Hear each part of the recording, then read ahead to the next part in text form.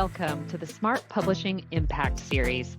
I'm Renée Lautermilch, Chief Editor at Smart Publishing, and this is the podcast where we explore all things writing, publishing, and the impact of storytelling. In each episode, I'll share insights and strategies to help you navigate the book journey, whether you're writing, publishing, or already an author. Plus, you'll hear from inspiring authors who are using their book to change lives. And if you're passionate about storytelling and ready to make an impact, be sure to subscribe, rate, and review. Now let's get started.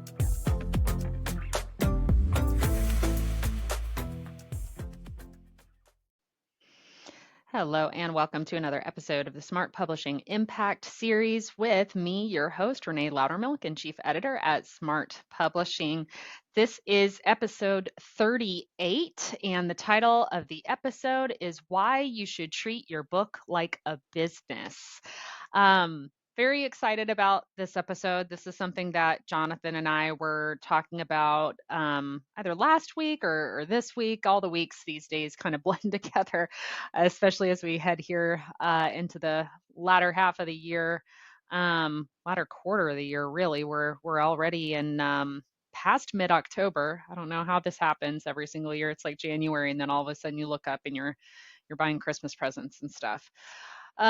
So this is something that we were talking about because I think it's not often something that a lot of writers think about. I think a lot of writers start with, an idea that they've fallen in love with, that they really feel a need to get out to the world. And instead of reverse designing or reverse engineering, as I like to, with the end in mind, like, what is this book going to do for you? Like, what do you want to come as, a result of releasing this book? They start with the idea first, and then,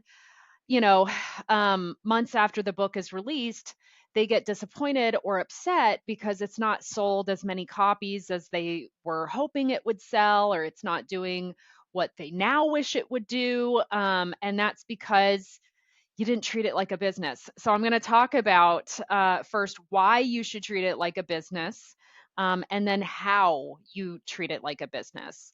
So obviously we already dove into why, if you actually want your book to gain traction, then that's the reason you should treat it like a business. It is a product that is out there to be sold. And by nature, a product that is being sold, that is essentially a business. Now, you may not need to create, an LLC entity for your book per se, but it is still a product that is being sold. And because it's a product that's being sold, you need to treat it like a business if you want it to actually gain traction, get the results you're looking for, and make money. So first, let's start with how to treat it like a business. There's a lot of folks who also get what they believe is just a smashing great idea for a business, and then they don't do any market testing, they don't create a business plan, they just go out there, they launch a business, and then 6 months in, they're bankrupt and they're having to shut the doors and do a liquidation sale. So that is a lesson that is to be learned for authors of books from failed businesses. I forget the statistic, but essentially most businesses that are started won't even last a year. Most of them fail, and that is for a lack of planning and a lack of testing. So I would say the first thing that you need to do if you are looking to write a book is you need to start with the end in mind. So what are your goals for the book? Are your goals to make money off of royalties? Are kind of like a side hustle? Is your goal to treat it like a credibility booster for your authority in your industry, sort of like a branding piece? Or is your goal to have it be a direct funnel where people read it and then there are calls to action that upsell them into your additional value ladder? So things like paid courses, paid consulting, those sorts of things. You stair step them along that value ladder. And it all starts from your book. So you need to really think about what your book will lead to first and how it will lead there. And then you can essentially create like a mini business plan for your book. And I'm not going to go through the entire business planning process. There are great books out there that tell you how to create a business plan. I don't think that you need to do a massive one. You can do a very scaled down version of it, but you need to understand, you need to understand your market. You need to understand the financial aspect of it. You need to understand what ROI you're trying to reach and how you can realistically hit that ROI. So these are the sorts of things that you need to address in a plan like that. And then don't fall in love with your own idea. I've had plenty of my ideas that I just thought were brilliant and nobody else cared. you know? And so put some feelers into the marketplace. See if it's something that people respond positively to and they get excited about. Hey, I'm thinking about writing a book about this, or I'm thinking about that, or would this be helpful, or would that be helpful? Now, where a lot of authors get caught up is everybody's going to steal my idea. I think I've talked about this in a previous episode. First of all, um, okay, I'm going to be nice. I'm going to be nice first. First of all, less than 1% of people will ever publish a book in their lifetime. So the idea that you're just going to sort of put a loose idea of a concept out there and then somebody's going to like come in and completely write it the way that you would write it and like steal that idea and actually follow through with writing and publishing a book is extremely unlikely, especially if you are an expert in what it is that you do. It's not like you're putting your manuscript out there for everybody. You're simply putting an idea out there. Like if you have a company that helps with small business financing. This is a book that we're helping to work on right now. Then you put something out there that's like, hey, small business owners, would it be helpful if I created a book that was a very simple approach to small business lending that walked you through everything step by step, and then just see what kind of response you get. If it's continuously crickets, well, then, maybe you look to the next idea. Or if you have quite a few people pop it on there, that's great. That means that you probably have something that people are interested in.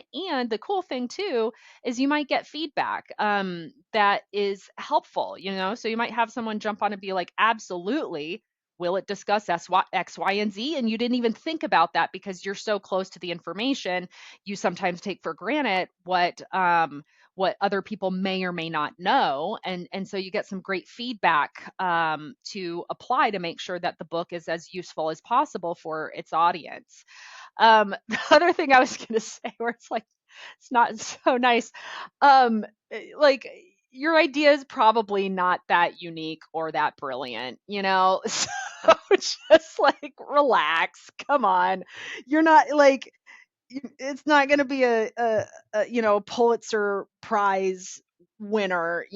I hope it is. I hope it's Pulitzer Prize winner, but just set the ego aside for a second and see if there's a market for it.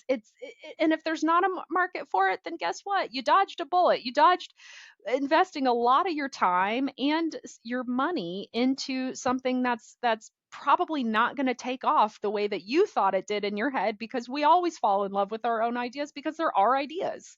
Of course we think they're brilliant. um I have like at least one or two manuscripts just sitting on ice because, back when I wrote them and I thought they were a brilliant idea, and I didn't take any of this advice I'm providing now because I was younger and more naive. And I didn't know these things yet. I thought this is awesome. And then nobody cared. Nobody cared but me. I can go back and read them and be entertained by them someday though. So that's the first, couple of things that you need to do.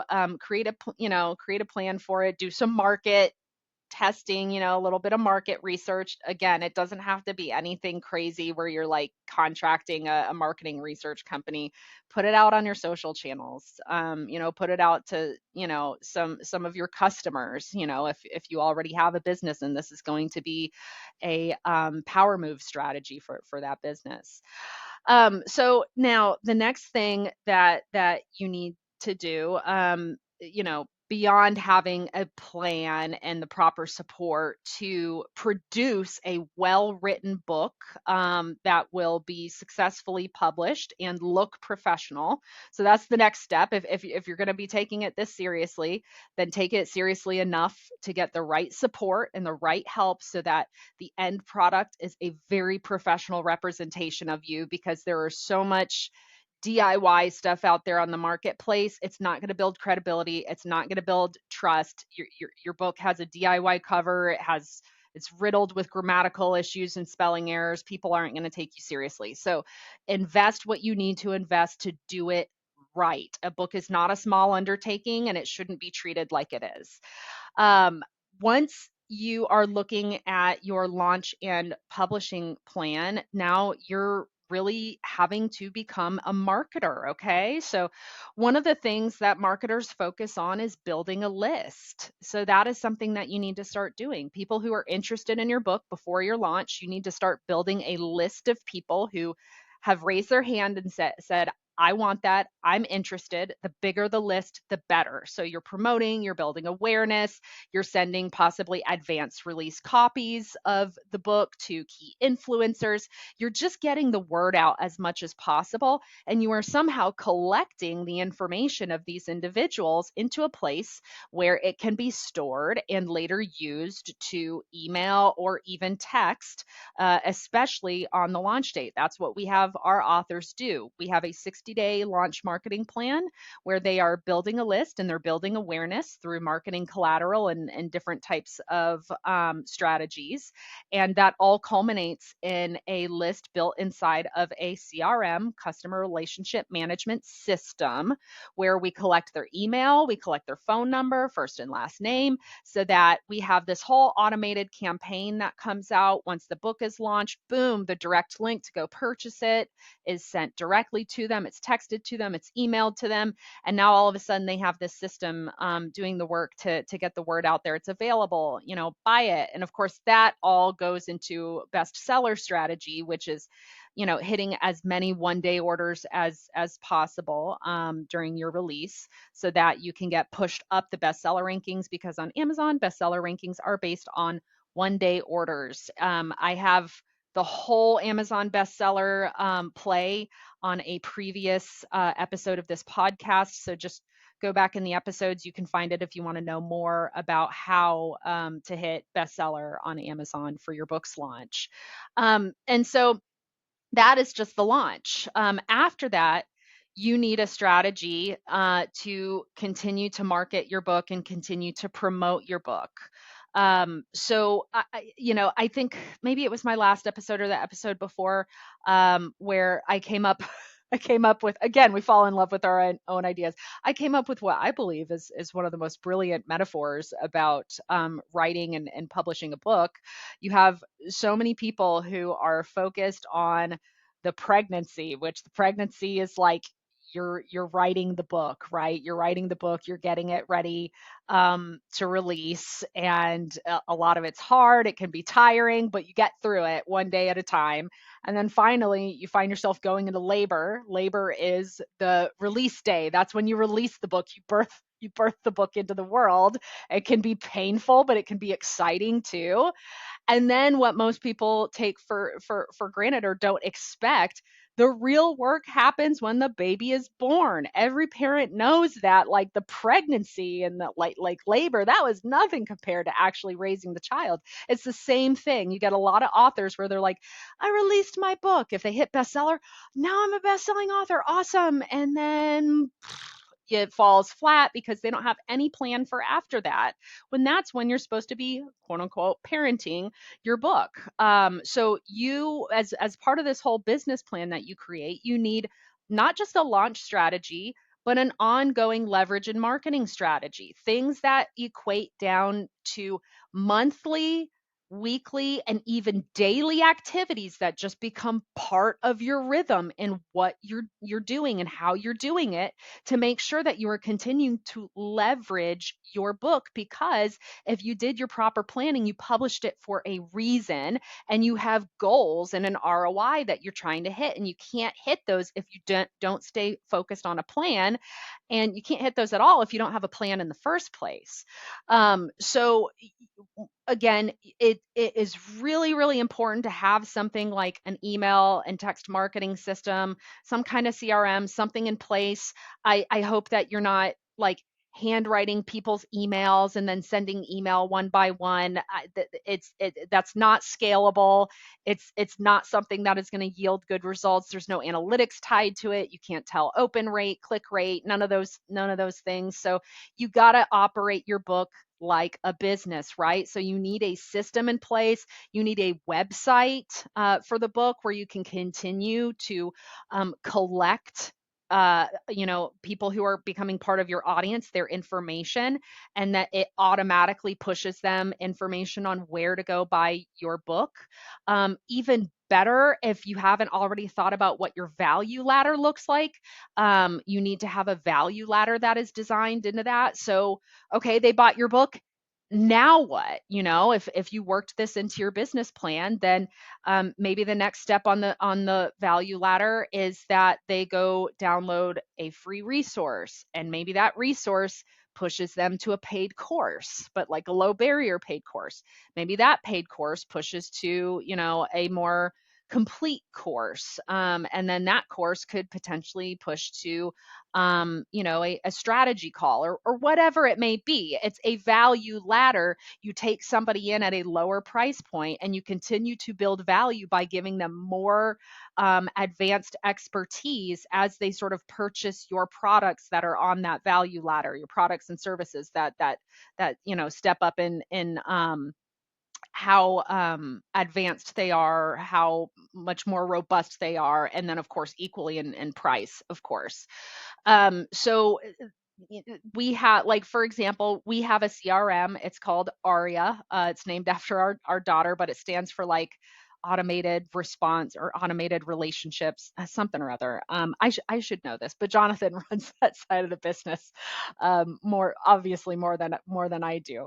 But it has a built-in course builder. It has a built-in website builder. It actually has a completely built-in social media scheduler as well, kind of like Hootsuite, but it does it all for you. You just schedule your posts in there, and it automatically puts them on Facebook for you, on LinkedIn. It's basically an all-in-one platform. It has everything that you need and more built into one space, and you can do your credit card processing through there, your agreements. You can do absolutely everything through there.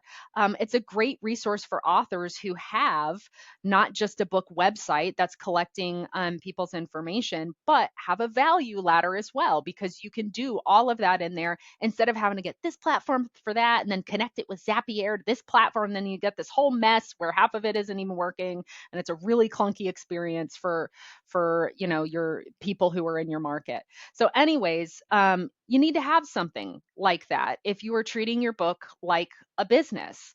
And I would say, stemming out from continuing to build that list, like I said, you've got your monthly activities, your weekly activities, and your daily activities, and you know what they are. You're clear about what they are, and they are in the rhythm of everything that you're doing on a daily, weekly, and monthly basis. So what does this look like on a daily basis? Maybe you are interacting in certain groups where people from your audience are. So let's go to the small business lending one, for example. You are interacting in several small business groups on Facebook, and you can easily recommend your book to those who need more information. So that's an idea of a daily activity, a weekly activity. You're making, you're constantly growing your audience on social, and so you're making a couple posts that are centered around content from your book or promoting your book so that you're continuing to build awareness. And then on a monthly basis, maybe you're looking to get into, a mastermind group and there's a monthly networking thing. Maybe there's a separate networking opportunity. Maybe you're doing a book signing or a book reading somewhere. Maybe you're doing a small speaking gig, or you're getting on somebody else's podcast, which you can do through platforms like Podmatch. So there are all of these different scaled activities that you just need to look to make a part of your rhythm of continuously getting your book out there. And it's only going to be by you becoming a self promoter of the book and what you do that this book will be successful over the long term. Because here's the facts: the average self published book will sell no more than 300 copies in its entire lifetime. That's really sad. And it's because you have people who are over indexing viral capabilities over the actual work that it takes to use the book as what it is, which it's a tool. It's not this magical thing. Every author thinks their book is going to go viral without any effort. That's just not reality. There are, um, you know, hundreds of thousands of books out there on Amazon and on other platforms, and tons of books are being published every single day. And so you have to do the work to treat it like a business and to make it stand out the same way that, if you just open a business somewhere and you don't do any work to market that business, people aren't just going to flood through the doors one day. You have to do the work to build awareness, to build loyalty, to build word of mouth, all those different things that go into running a successful business. Okay, that is all that I have to say about that matter. And so, as always, I will say, if you've not already added me on social, I am on Facebook the most. You can search me, Renée Lautermilch. I'm the only Renée Lautermilch in the world, so I'm the only one who shows up. Add me, drop in my DMs, ask me questions. I love helping people. You can also find me on smartpublishingservices.com, where you can get access to more episodes from this blog. We're on Apple Podcasts, Spotify, and YouTube.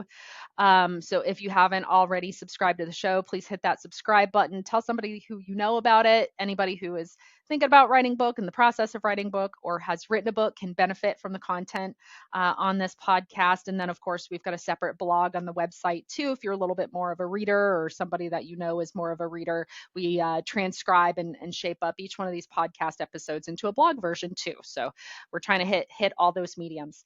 And then, if you would have 60 seconds to just rate and review, I would be so honored and so appreciated if you would do that. It helps to get this out in front of more people. And so, just to summarize again, if you're really, really looking to do something with your book, you gotta treat it like a business. And that is a truth that stands regardless of how you feel about operating a business. It's a product, it's out there for sale. You need a plan, you need a strategy, and you need it broken down as much as, the daily, weekly, and monthly things that you're going to do to continue to promote your book and build your audience once your book is out there. And a little bit of time on the front end to plan all of this out and to create a strategy really, really, really, really goes a long way on the back end. But the secret always is a plan can be, the greatest plan in the world, but it does nothing if you don't execute. So keep writing your story in the meantime, because the world needs your voice.